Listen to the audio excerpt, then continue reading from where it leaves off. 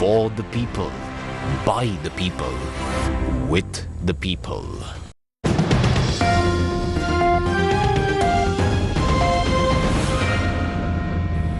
Hello there, very good afternoon and welcome to Lunchtime News here on TV1. For the News First team, I'm Naveksha Gunasekara. Let's start off by taking a look at your headlines.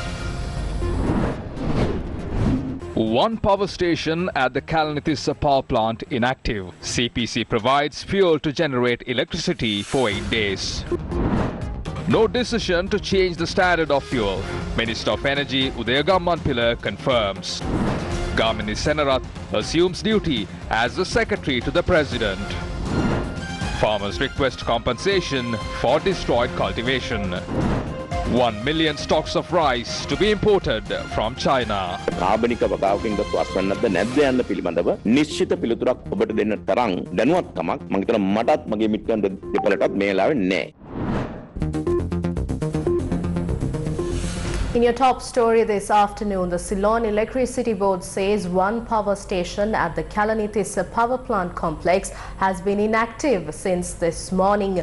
Additional General Manager at the CEB, Andrew Navamani, said 150 megawatts of power is lost from the national grid as a result of the failure at the said power station at Kalanithissa. However, he noted that required fuel stocks for power generation at the Kalanithissa power plant are to be received today.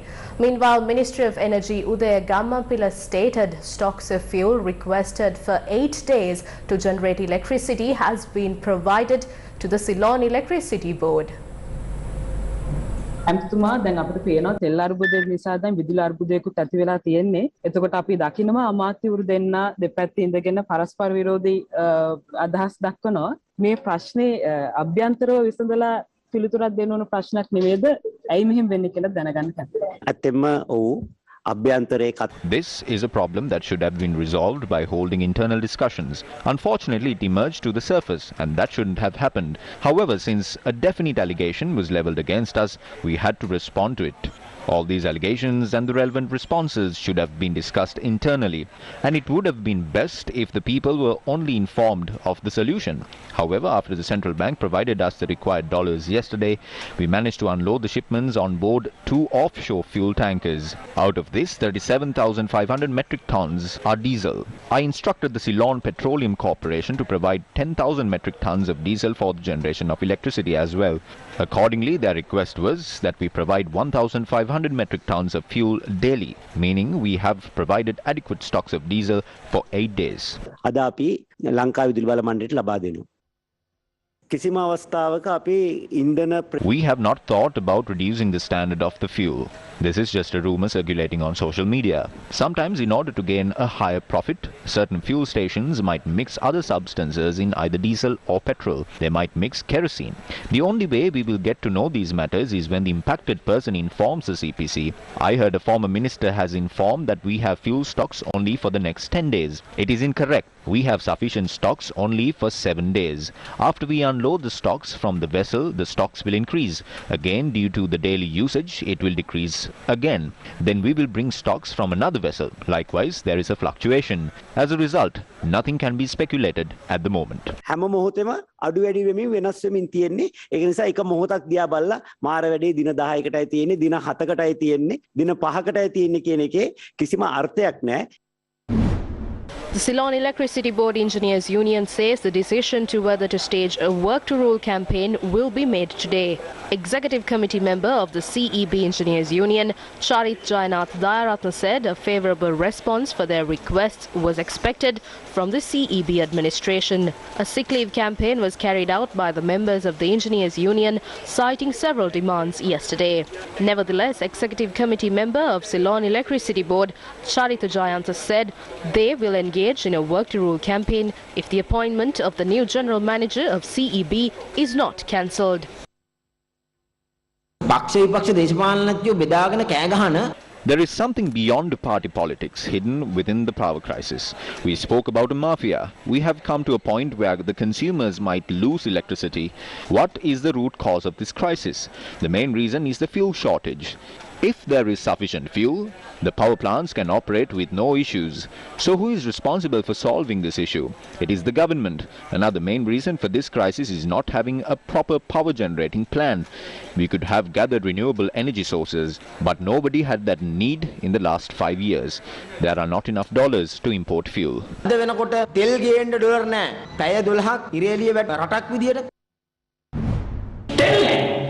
There is no fuel and there are no dollars to import fuel.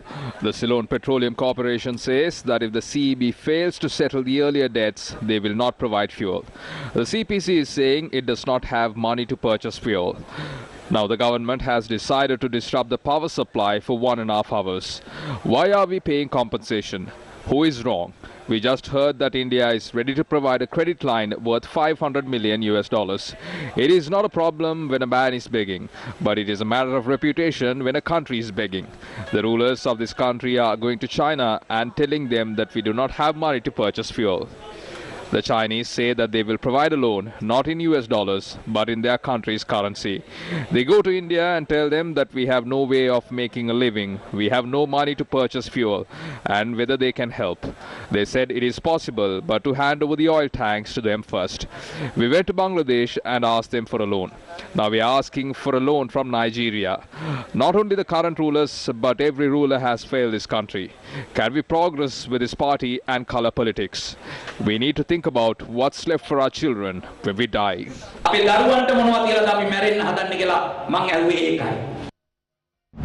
Leader of the Janata Vimukti Peramuna, Anura Kumara Dissanayake, says that the country is in dire straits with no viable solutions for the prevailing issues in Sri Lanka. A massive controversy has been created regarding the possibility of power cuts due to the lack of diesel for the power plants, including the Kalanitissa power plant. Moreover, if you go to the kitchen, there's a gas issue. If you go to a shop, the cost of living has skyrocketed. If there's an educated child, there is no job. Therefore, everything that could happen to a country in terms of the economy has happened to Sri Lanka. Today, we are experiencing the dangerous outcomes of the wrong economic policies implemented in the country.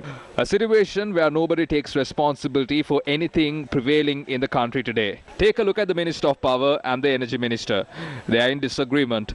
The Energy Minister says he will not provide fuel to the Ceylon Electricity Board. Then Minister Lokuge says the Ceylon Petroleum Corporation is bound to provide fuel to the Ceylon Electricity Board forever. Both are holding separate media briefings on two ends. We sometimes feel like the Minister of Energy is in India and the Minister of Power is in Pakistan. But both are in the same cabinet of ministers. Don't you understand that the country is heading to an abyss?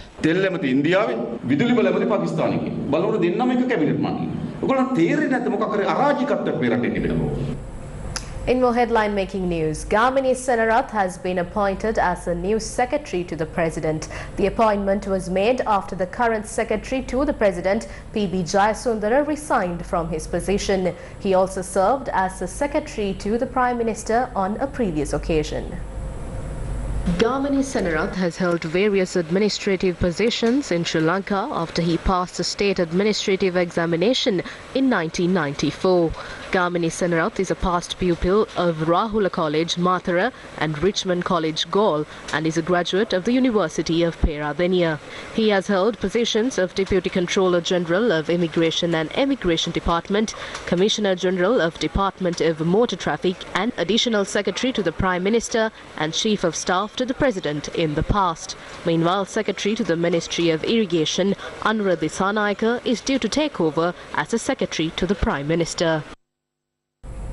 Speaker Mahinda Yapa informed parliamentary authorities to nominate members for the parliamentary committees, including Committee on Public Enterprise and Committee on Public Accounts. Meanwhile, the adjournment debate on the policy statement presented by President Gotabaya Rajapaksa will be taken up in Parliament this evening.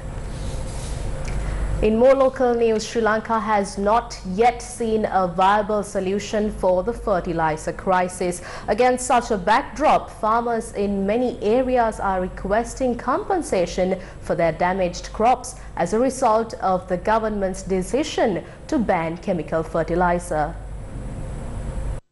The farming community in Tamutegama are requesting compensation for their damaged crops due to the usage of liquid organic fertilizer. The farmers said that about 75% of their lands have been destroyed as of now. The farmers further said that the government has provided them with 2 types of fertilizer, for which 80,000 rupees was spent to cultivate an acre of land. They request the government to provide compensation for their damages without any conditions. The farmers of Sirikanduyaya, attached to the Alahara agrarian community in Polannarwa, are left helpless without fertilizer. They too demand the government to pay them compensation for their losses. The farmers say that they have cultivated 300 acres of paddy during the season, but all their cultivations have turned yellow. While people are already battered by the fertilizer crisis, the human-elephant conflict is far from over. Elephants are seen roaming in several areas that fall under the Minipay Divisional Secretariat in the Kandy district, instilling fear among area residents. According to the villagers, the elephants have developed a habit to stay near the Mahavali River and encroach on their villages in the night. The villagers added that the wild elephants have destroyed all of their crops. The only request from the area residents to the authorities is to provide them with a solution to this problem. While people in Minipay are suffering due to wild elephant encroachment, the Satyagraha launched by the farmers of Valsapugala requesting the authorities to implement the gazetted Wild Elephant Management Reserve entered its 30th day. Representatives of 86 farmers associations along with the Valava Left Bank Farmers Association have staged the Satyagraha. Wild elephants were seen roaming in the area last night where the Satyagraha was being staged.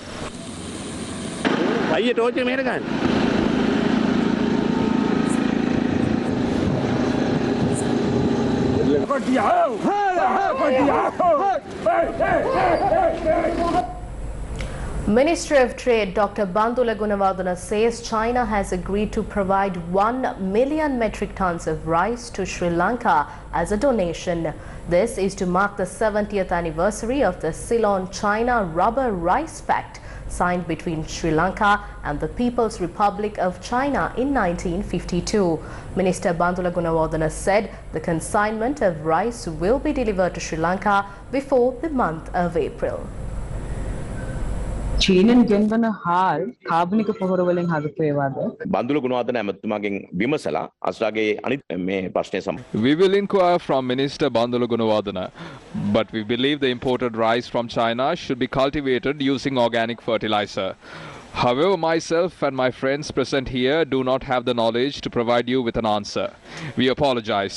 We will inquire from Minister Bandula Gunawardena and update you. අපි බන්දුල ගුණවර්ධන ඇමතුමාගෙන් අහලා ඒ පිළිබඳව ඔබ දැනුවත් කරන්න. In more local news, the Deputy Director General of Health Services, Dr. Hemantha Herath, says around 1/3 of people eligible have obtained the 3rd dose of the COVID-19 vaccine. අපේ මේ වෙනකොට තුන්වන මාත්‍රාව ලබාගෙන තිබිය යුතු සංඛ්‍යාවෙන් 3න් 1කට Only a small number of people have received the 3rd dose out of the eligible population. The immunity level that we are expecting in many of the people in the country is a question. Through that, if anyone contract the disease, there could be complications which can result in death. Those people can spread the disease to others, which would lead to a community spread. In order to stop that, we are requesting everyone to take the vaccine. If you have not obtained the 3rd dose, please do so. Also, follow health guidelines. එහෙමත් නැත්නම් මේ රෝගය දෙන අය වගේම ලබා ගන්න අය අතරේ එන්නත් ලබාගත් නැති අය වැඩි පිරිසක් ඉන්නකොට ඒ හරහා ආයෙත් සමාජයේ පුරා මේ රෝගය පැතිරෙන්න තියෙන ඉඩ වැඩි. ඒක නවත්තන්න තමයි අපි හැම වෙලේම කියන්නේ එන්නත ලබා ගන්න තුන්වන මාත්‍රාව ලබාගත යතු සියලු දෙනාම තුන්වන මාත්‍රාව ලබා ගන්න. සෑම කෙනෙක්ම සෞඛ්‍ය පුරුදුත් ඒ ආකාරයෙන්ම අනුගමනය කිරීම වැදගත් වෙනවා. The Director General of Health Services has confirmed another 13 COVID-19 deaths. Accordingly, the total fatalities due to COVID-19 in the country has risen to 15,231. The Ministry of Health stated 672 new COVID-19 cases were identified yesterday, taking the total cases identified in the country to 597,707. 5 of these cases were overseas returnees.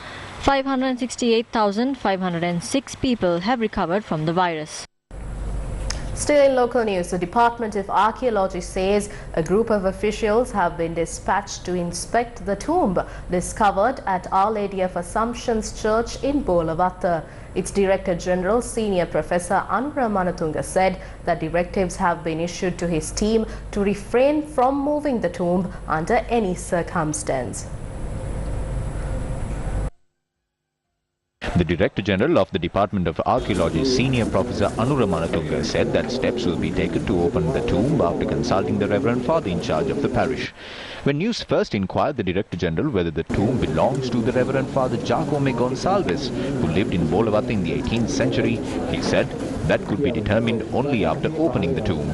Our Lady of Assumption's Church in Bolavatta has a history of over 300 years. The tomb was unearthed during an excavation carried out at the church premises.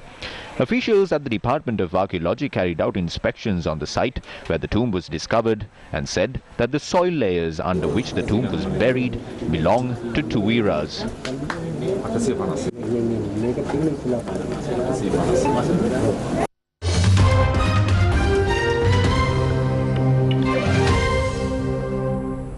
In news overseas, Indonesia has announced that its new capital that will replace Jakarta will be called Nusantara. It came as the parliament approved a bill to relocate the capital from Jakarta, which is rapidly sinking. The idea of building a new capital 1,300 kilometers away on the island of Borneo was first proposed in 2019. But critics have said that the new name could be confusing and that the move itself fails to make environmental factors into consideration. Jakarta has become crowded, polluted and is sinking at an alarming rate due to the over-extraction of groundwater. Home to more than 10 million people, it sits on swampy land on the large island of Java. The head of the World Health Organization has announced a warning to world leaders that the coronavirus pandemic is nowhere near over. Dr. Tedros Adhanom Ghebreyesus in Europe cautioned against the assumption that the newly dominant Omicron variant is significantly milder and has eliminated the threat posed by the virus. The action comes as some European nations saw record new case numbers. Furthermore, foreign media said that France reported nearly 500,000 new daily cases yesterday. Dr. Tedros said to the reporters that the Omicron variant had led to 18 million new infections across the world over the past week. Omicron continues to sweep the world. Last week, there were more than 18 million reported cases. The number of deaths remains stable for the moment, but we're concerned about the impact Omicron is having on already exhausted health workers and overburdened health systems. In some countries, cases seem to have peaked, which gives hope that the worst of this latest wave is done with, but no country is out of the woods yet. And that's a wrap of lunchtime news here on TV1. Thank you for joining. You can always visit our website www.newsfirst.lk for all these stories and much more. Have yourself a great day ahead.